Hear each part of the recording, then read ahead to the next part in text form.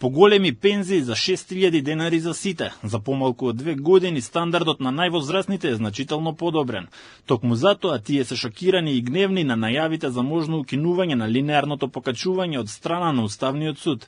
Велат за прв пат по долго време на вистина почувствувале дека живеат подобро. За пензионерите тоа е удар, ако го намала тоа ништо веќе има ниски пензии, нема зема ништо. Државата да направи кои се оние права во транзицијата и кои стварно биле оштетени без нивна причина. Линеарното мислам дека би било добро, зашто и оние што имат мали пензии, убаво е сите еднакво.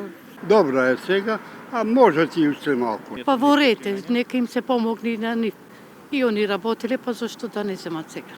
Пензионерите со порака, замрзнете си ги вашите примања, а не нашите. Прашуваат како може уставните судии да посегнуваат по приходите на речиси 350.000 граѓани, а во исто време да не им бидат доста нивните плати кои надминуваат и 2.000 евра.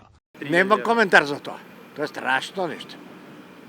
За тоа апсолутно немам коментар. Они имаат и вака и така по 3.000 евра плата, а да простиш ништо не работат. Се катастрофа жива. Не знам ни 2% дали има доверба кај народот. И се уште не се слага. Значи, ако сакаш ваму да скратиш и таму ќе скратиш, или барем нема да зголемиш. Иницијативата на судиката не е подржувам. Мислам дека тоа не би требало да биде покачувано кај уставните суди и кај останатите суди. Ко земаат 2-3.000 евра, ја мислам дека сосема му е доволно. Па не е реално.